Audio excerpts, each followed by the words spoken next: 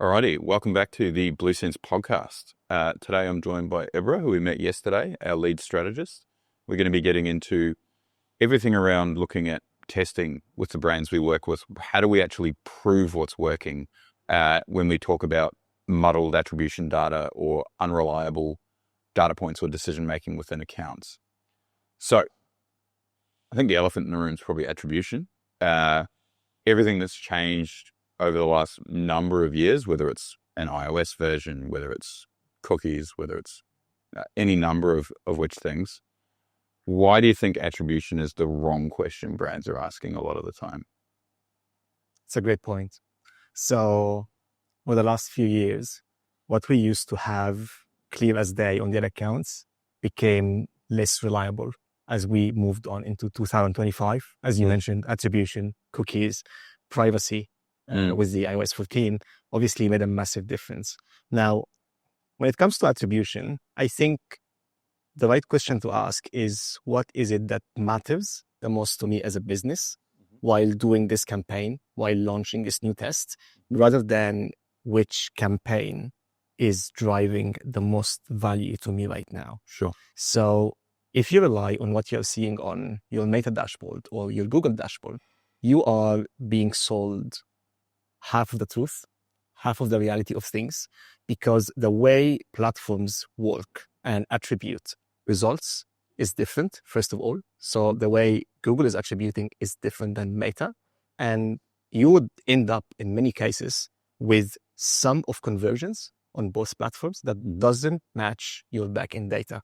That's where your source of truth usually lies.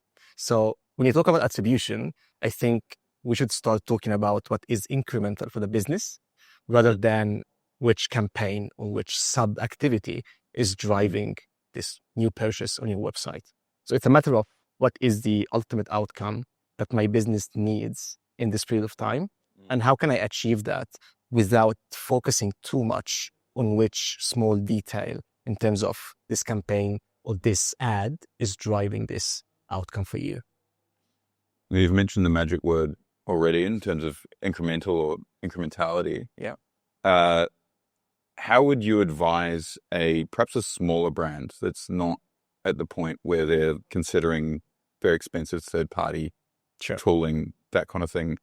What are the sort of core elements that they might look to start making better decisions with that sort of mode of thinking, as opposed to going all the way to a software-led experimentation?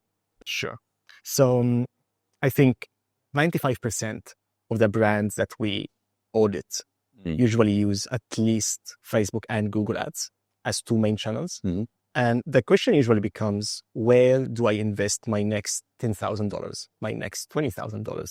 That's where incrementality becomes helpful, because if you increase your budget on Meta by 20% and your back-end revenue is just flat, this shows that this 20% increase in budget didn't really provide the incrementality that you are looking for. So it becomes a game of trying to isolate variables, first of all. So try to do one thing at a time, right?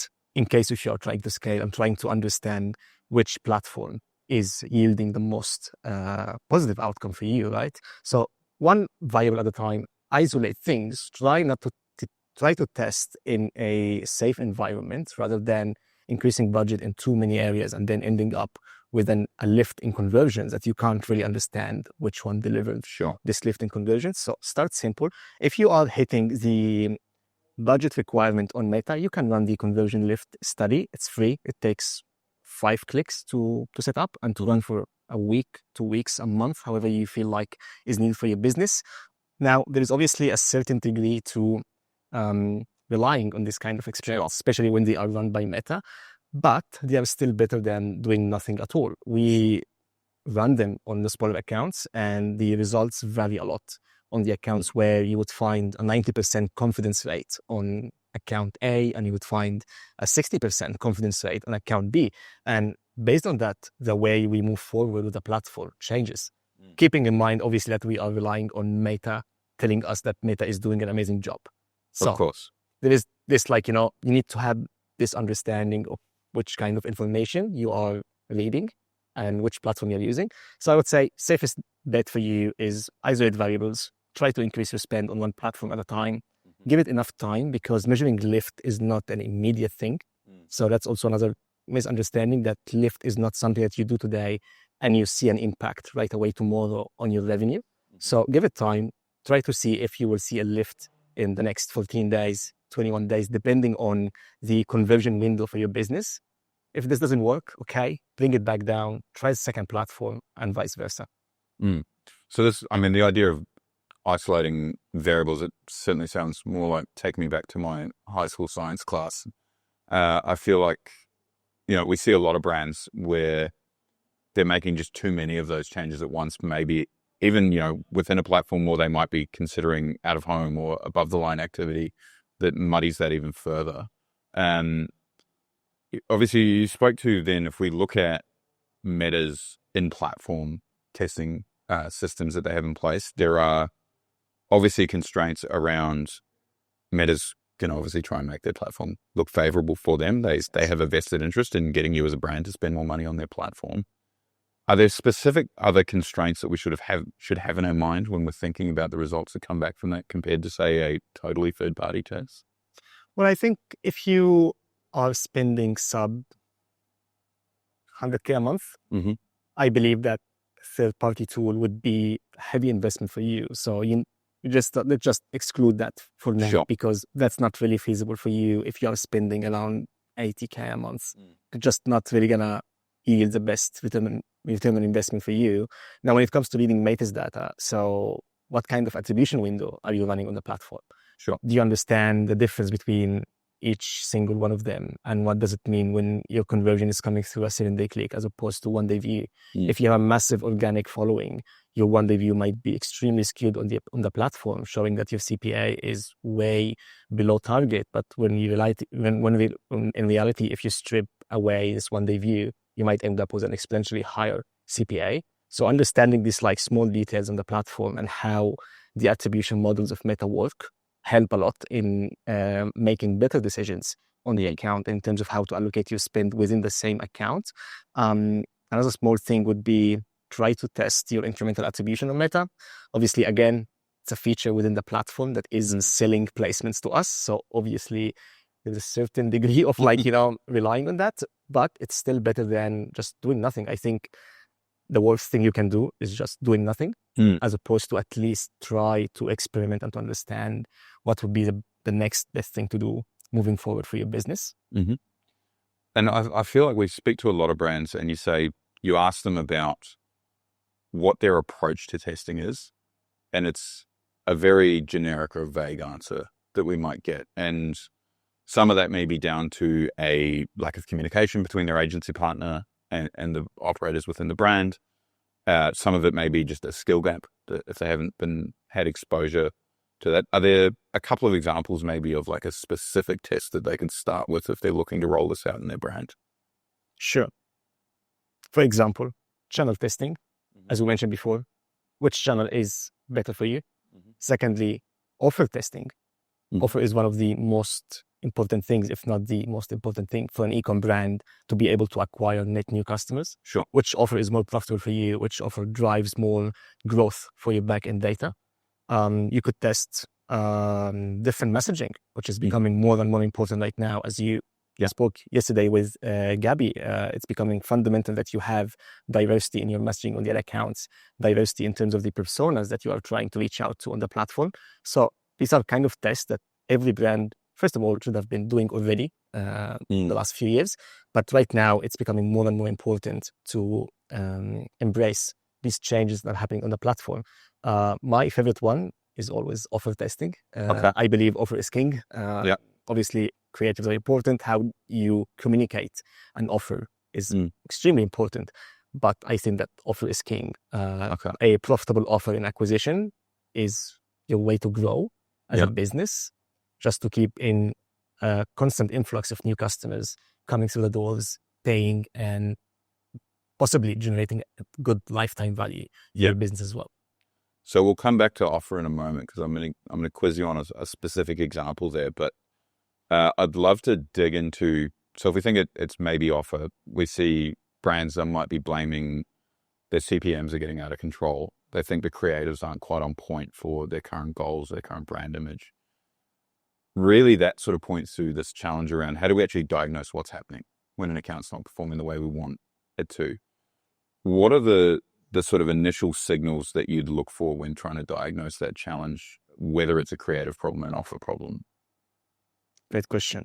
So I think before looking into which element is the problem, we need to understand which weight each element carries and which metric each element can influence on your business. Can I make an example?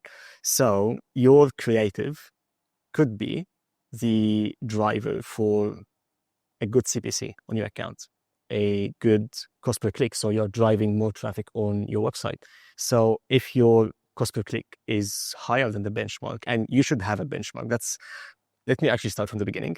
You should have benchmarks. Sure. Okay. If you have been running your brand for 2, 3, 4 years, you should have already your benchmarks for each month of the year. What do you expect? What is achievable during this month based on your seasonality? If you're just starting out, benchmark yourself against your niche. Mm-hmm. We have worked with smaller brands before and brands that are starting out. And the first step is always, what's my benchmark for each metric, for CPC, for conversion rate, for average order value. And based on that, you can diagnose where is the metric that is far off compared to any of the other. And from there, you start running your hypothesis, as in, why is it bad? Why is it not working out? And from there, you start designing your experiment. And then from there, you start understanding what is the goal I want to achieve with this experiment. You run the test, you compare numbers, like what you achieve as to what you wanted to achieve before running the test. If you got there, then it's a success. You learned something. If you didn't get there, then try again. And what do you do when you don't get there? What's the next action? Repeat the whole cycle again. Yeah. So go back to your data, go back to your comments under your Facebook ads, go back to your chat support tickets, go back to your niche interaction on social media. Okay. We are selling, I don't know, let's say coffee, right? Coffee community usually use, I don't know, TikTok on a daily basis. Go back on TikTok. What kind of content they are consuming right now? What kind of trends are emerging on this platform? Maybe we are not matching these trends. Maybe we are just speaking a different language. Okay, that's a new hypothesis right now. How do we action this? How do we turn this hypothesis into something that we can test on their account through content, through creatives, through messaging? Let's work on this. Let's run 1, 2, 3, 4. Let's see which one gets closer to the goal that we want to achieve. If this doesn't get you there, go back again, repeat the whole cycle. Important thing is, every time you start from a hypothesis that makes sense because it's based on data. Because even if it doesn't work out, you excluded one of the variables, right? So if you start from a hypothesis that is based on me just telling you, that's what I think, that's what you should do right now, and it doesn't work out, there is a human bias, right, involved right now. So base all your hypotheses on data. It could be quantitative data, it could be qualitative data, depending on what kind of, what source of data you're using. But there must be a data-driven approach when you're formulating your hypothesis. This way, even if it doesn't work out, you get a learning, which will be helpful in the future. So you need to keep your learnings in a place where you can revisit every now and then before launching tests. Have we tested this before? Yes. Okay. Then that's not really the problem. Let's try something else. Yeah. And so it's interesting in there because there's obviously a lot of complexity that we can layer in when it comes to the allocation across different platforms. We can look at the content trends that are running for their niche on a particular platform. Then there's the stage in a particular funnel that a customer is at. One of the questions that's come up in a number of conversations recently is with brands that are selling typically a much higher AOV ticket. We've spoken to a couple of brands where that number's in the low thousands of dollars even. And because of that, you'll see this much lengthier conversion cycle. Certainly much lengthier consideration phases than a traditional meta attribution window typically would look at. Sure. How do you advise a brand to approach that scenario? Zoom out. That would be like the first thing. As you said, the conversion window is different than a normal like $80, $100 product that you would be selling on Meta and expecting to see results in 48 hours. In this case, work on building an ecosystem that is highly educational, highly persuasive, and drives me to take an action, right? That's what you need to build on your side as a paid media. Where it comes to paid media, that's what you need to start building. Highly educational, persuasive, and then pushes me to take an action. Some brands aim to do this in the same funnel, in the same step, with listicles, with advertorials, with custom landing pages. Other brands would like to drive different steps in different campaigns, where I try to educate on the first one, and then I try to persuade you on the second one, and then the third one, I try to drive you to make this action that we are aiming to get out of here. So zoom out. Don't focus on day-to-day. Measure your results in a time frame that suits your conversion window. Otherwise, you will end up pivoting a lot before reaching the significant step, like before reaching, a statistical relevance to your test. Yeah. Okay. So you touched on offer. You think offer is king as the place to start, whether it's creative, the product, whatever it might be.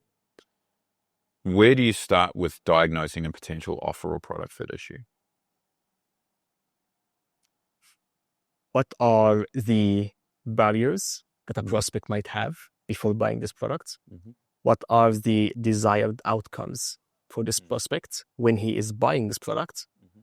What can we currently offer that combines these two elements? Sure. In a great way. Yeah. And in a sustainable way, obviously, for the business, from a financial point of view. Right. So, for example, we are selling coffee again. I like coffee. Okay. We are selling coffee online. So one of the barriers I would have before buying coffee online is, I'm not sure if I'm more like this. I might just buy it. I'm going to pay $40, $50. I'm going to end up with a coffee that I will never use. So that's one barrier I have. What's the desired outcome I have in this case is to be able to enjoy an amazing cup of coffee at home without going out every day 2 or 3 times to buy my coffee. What offer can I run as a business? You can work on sample size that you can gift with first-time purchasers, where they have a chance to try your coffee. And if they don't like it, you can offer them this warranty that they can send back the product and get full refund. This way, you beat the barrier, which is, I don't know if I'm going to like it. Second way, you are giving me a guarantee that if I like it, I will actually get to my desired outcome, where I can enjoy a great cup of coffee at home. And that's a great offer for me as a first-time customer looking to buy coffee, looking to approach a new brand that is selling coffee. On that, so we work with a lot of fashion brands to go a completely different train from the coffee example we were speaking to. What would your advice be to brands that have perhaps anxiety where their return rate might get out of control when they're looking at different offers like that? Yeah, so I think the approach is different in this case. Obviously, as you said, like return rates, eat your margins. And the issue is that it's something that you can't see on your P&L today. You might just find a surprise in 30 days time when, you run the numbers for your return. And like, that was very high. Like last month wasn't as great as we thought it should have been. So we approach it differently. And we have a recent 9-figure brand that we are working with currently, where we ran an amazing analysis and we landed with a great increase in JP on first order for new customers. We ran a product analysis to determine which are the products that new customers are more likely to buy on their first orders and are more likely to add to cart as a first item. So what is this SKU that initiates the purchase journey on your website? And based on that, we looked into what are the second items that being added to cart, because we had on average 2 units per transaction for each new customer. So it means that people are adding more than one item. And what we found out that customers and new customers are constantly buying from the same collection that we are pushing in ads, right? So we wondered why this is happening. And after digging in the user experience on the website, we noticed that the upsell system in the cart, the cross-sell system in the cart, worked based on the collection you start from. So if you start from the jeans collection, you will just keep getting served jeans from the same collection in your cart, which obviously limits the option that a user have unless they want to navigate the website and explore different different collections. So what we ended up doing is we changed the dynamic of this feature in the cart, and we switched collection toward more full price items, more premium items. And what we noticed is that the units per transaction dropped by 10%, which is highly expected in this case, but our gross profit on first order increased by 20%. And it's been like that since we ran this test for the last 90 days. So, so we have enough data to be able to say, this is the reason why this GP increase happened on the store. We can compare it, as I told you before, like we can benchmark against last year, we can benchmark against the period before, because we have lots of data in this case, such a big brand. And in that case, it's clear as day that what we are doing is working and that it actually increased this GP on first order, which was our goal from the beginning. And that increase, that product analysis, was that driven at a category level primarily? Because I know one of the sort of either a misconception or a sort of challenge that you see often in fashion brands is that their growth cycles and their returning rates is really just a product of their new collections, the new styles, the release calendar of the brand. So how do you, in that lens, look at it from how do we actually drive higher repeat? Because it's more thoughtful than just, we hope their summer collection does really, really well this year. Yeah, I think same brand. We had, I think in April, we launched a collection that just didn't perform, didn't resonate at all with new non-returning customers. And what was interesting about the brand in this case is that they took time to analyze why this collection didn't work and why it didn't resonate with our existing customers. First of all, because when you launch a new collection, you are more likely to convert an existing customer than a new customer, because you never know what kind of preference they have. And what we ended up doing is that we tried to survey our existing customers to understand why they didn't like this collection. Now, the reasons can't be really discussed on, of course, unfortunately. But essentially, what they ended up doing, because it's all their credit in this case, we just pivoted from that direction that we were heading into with new collections, and we changed based on that. And then we can notice that there is returning customers are coming back more constantly every time we have a drop, and we have drops like every 7 days to 14 days right now. Sure. And returning customer rates are up. New customers are up, obviously, month on month and year on year. So this kind of approach where you try to understand why something didn't work and don't shy away from the uncomfortable question, because no one likes when things don't work out, obviously. But I think it's also important to understand why it didn't work out and then make decisions based on that and try something different rather than just ignoring the elephant in the room and be like, it just didn't go well. Seasonality, Yeah. And I mean, look, that's a great example. It's a 9-figure fashion brand. That's a financially very healthy business. So perhaps this idea around the impact that new customer profit increase has on their cash conversion cycle, is huge, but it's perhaps actually showing up a lot more in a smaller brand where Q3 in particular is a really fraught time of year. Yeah. September historically is a pretty terrible month leading into Black Friday and the wider sort of peak season. But you're also usually having to stump up a big purchase order and buy inventory for that holiday period, where this cash conversion cycle idea becomes far, far more important. Can you speak to that a little bit? Yeah, it's really important. There are many ways that you can improve your cash conversion cycle. There are ways that are media buying related. There are ways that are business owner related.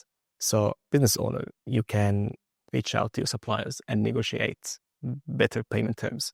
You would be amazed by how many times we would just give this advice to clients and be like, nah, they will never agree to that. And then just try it out and it works. Like instead of paying them 45 days later, you end up paying 90 days later. This way you receive the product, you can actually sell this inventory and return it into cash. And this way you improve your cash flow conversion cycle as easy as it gets for a business owner. Now, obviously it doesn't work all the time, but of course there is no harm in asking and in trying. In terms of media buying, I think a really good approach to go about this would be to treat your existing products as a portfolio. So instead of looking at the business as an overall segment, try to understand which are the products that are driving the highest percentage of revenue. Most likely it would be like 10% of your SKUs. And then you will have a massive percentage of products where your cash is just locked in because you have inventory there and you're not selling enough. Now, this could be because you're not pushing them enough in ads. It could be because just they're not resonating with customers and so on and so on. So to your point, Q3 would be an ideal moment to try to leverage these products. First of all, just to free some cash so you can buy your stock for Q4, which makes sense. Secondly, acquire new customers. Third, you can test different offers by combining these lower performers with a high performing product, and so on and so on. So essentially, it's instead of focusing on just what is driving your revenue right now, keep an eye on what is holding your cash, right? Because usually it's 10% driving amazing results, and then the remaining are just sitting there holding your cash, and you can't really use that for the Q4 preparation. So if we were to start to wrap things up, if I was to give you one thing that you want a brand that perhaps has been underthinking or doesn't have complete clarity in their testing, we are, give or take, 5-6 weeks out as we're recording this from BFCM. It's not the ideal time to be starting to do crazy amounts of testing at all. What's the one thing someone should be thinking about and sort of keeping a calm mind about through that period, and then looking at how they're going to approach moving beyond the period? I think the way this year has been so far, I would focus on increasing and improving my profits on profit contribution on each order I'm getting. There are many ways to achieve that. Simple one would be, and that shouldn't really have, negative impact on your current performance.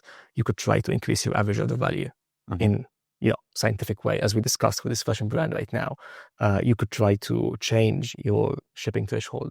You might end up collecting more shipping from your customers, and it seems unreasonable, but even like $2 more shipping collected on each order, if you are making 10,000 orders, 20,000 orders a month, is actually, it's a significant amount of money. And it's as simple as just trying the math. We have internal models that help, drive these kind of decisions.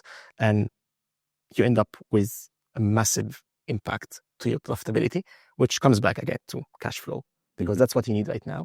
Now, doing big swings 4 weeks away from Black Friday is usually, I think, not a great idea. But I mean, is the better way to think about it, if we go back to that idea of sort of your offer curation, obviously this is the time of year when you're seeing sort of the most different and varied offers being launched into the market. How would you approach thinking about that? So first of all, you should have already locked in your offers throughout the year. Like the year exists, so you can test all your offers leading up to Black Friday. So you arrive today knowing that week 1, I will have this, week 2, I'll have that, because these are proven offers that worked before and that I know will be high performers. Now, let's assume that we haven't done that. Okay, now it's October, I guess, halfway through October, and we have 30 days till Black Friday. Now, that's where you enter a offer cycle where you try to test as many offers as possible in the shortest time possible, hoping that we are talking about a small conversion window in this case. So you ideate 2-3 offers that you test in the next 14 days, and you measure the impact of each one of them separately. You don't obviously launch them together, and you compare results. Now, testing offers right now is risky because the general sentiment is we're halfway through October. I might get a better deal during Black Friday. Sure. So your data might not be as accurate as you want it to be, but at least you are taking a snapshot of reality rather than just not taking any snapshots at all. So at least you are trying to have an insight, which is better than having nothing, I would say. Absolutely. So I think the core takeaway is that this testing methodology, it's something that should really be happening every single day in your business. Yes. If you haven't started already, it's starting in earnest as soon as we're through this peak period, really. And a few perhaps anecdotal small pieces that we might learn from over the next 5 to 6 weeks. Yes. Thank you for breaking all of that down. Is there anything that you'd say in closing that's sort of the one thing you would have people walk away thinking about?